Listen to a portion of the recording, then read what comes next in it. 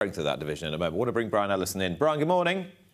Good morning. 125 to 1 with a 10 grand breeze up purchase. Bangs. In you go into the Hilary Needler. She clearly showed you plenty when she arrived.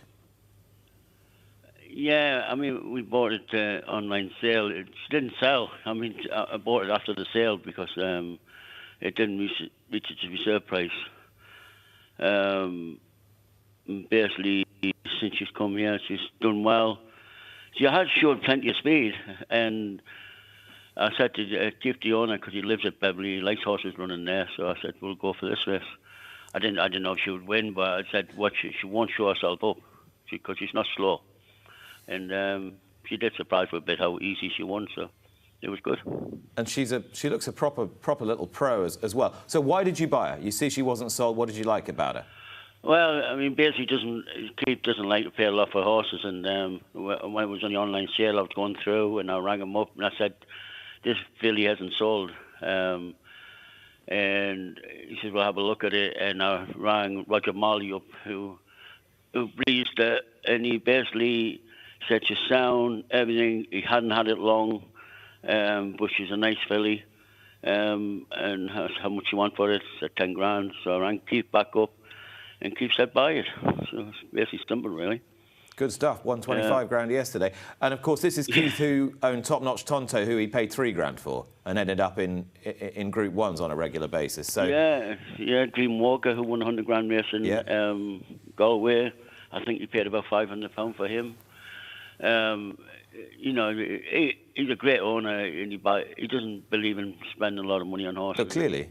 But it comes good for him sometimes. And he does buy some bad ones, mind, as well. So. Well, that's reassuring for the rest of us to know. But he's clearly got something of a Midas touch. It's not just having you as a trainer. What else is it? What is it about the way he goes about the game that's enabled this sort of success, do you think? He's a good owner. He just goes back in again. You know, if he has a bad horse, he gets, you know, we find it at home, and he goes back in and buys another one. He's been in the game a long time, and he knows good and bad days. And Top Notch Tonto was fantastic for him. You know, took it to Ascot and took it all over. And, you know, I think he was rated about 115 at his best. Dream Walker was good. He's had a few guns. He won the big sales race in Ireland. Only paid 15 for him. So he's had a few in the past. But if they're bad ones, he says, that's it, go and get another one, you know. Brilliant. Dream owner and a dream start to Perfect Park's career. Now, surely you've got to be thinking now about having a go at Royal Ascot. She seems fine this morning. If everything goes okay, she'll go for the Queen Mary.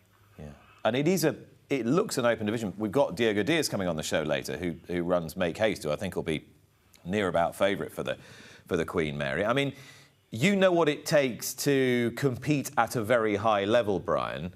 Just with your realistic top hat on, if you like. How well do you think Perfect Park could acquit herself in a race like that? Well, personally, I was very impressed with her yesterday, and sometimes it's hard to please me.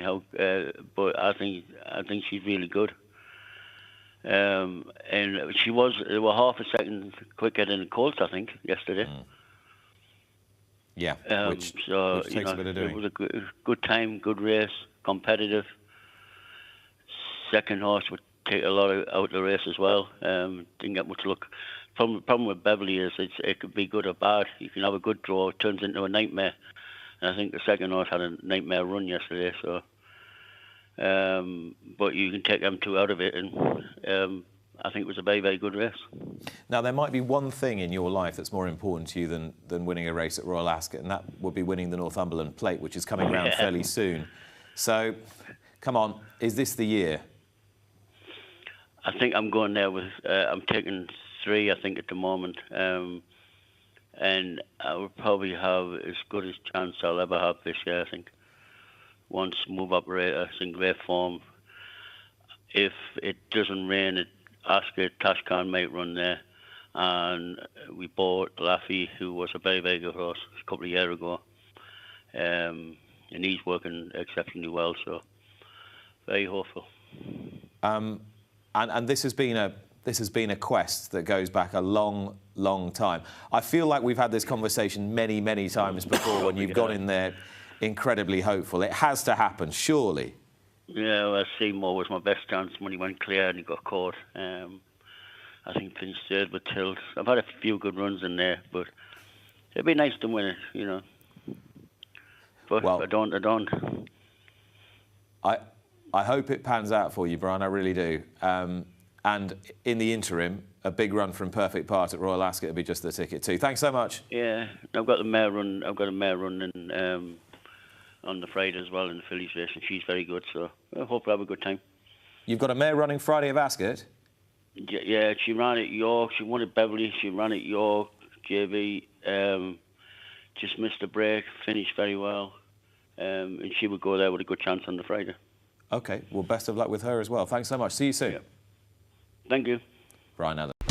Watch live racing now on racingtv.com.